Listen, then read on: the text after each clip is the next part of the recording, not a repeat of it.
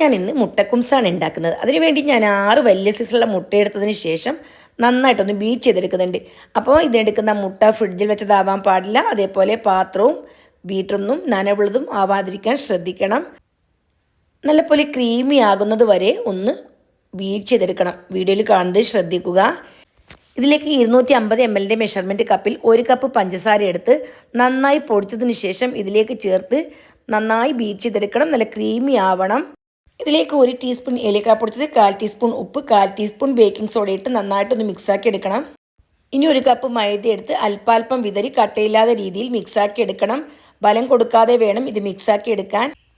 പഴയൊരു non സ്റ്റിക്കിൻ്റെ pan നന്നായിട്ട് ചൂടാക്കി എടുക്കണം. നമ്മൾ ബാറ്റർ ഒഴിക്കുന്ന ഈ പാനും ചൂടാക്കി എടുക്കണം. ഇനി മുകളിൽ വെച്ച് ഈ ബാറ്റർ ഒഴിച്ചു കൊടുക്കണം. ലോ ഫ്ലെയിമിൽ 20 മിനിറ്റ് ബേക്ക് ചെയ്തെടുക്കണം. 20 മിനിറ്റിന് ശേഷം നട്സ് വെച്ച് കൊടുത്ത് വീണ്ടും മൂടി വെച്ച് ബേക്ക് ചെയ്യണം. ടോട്ടൽ 45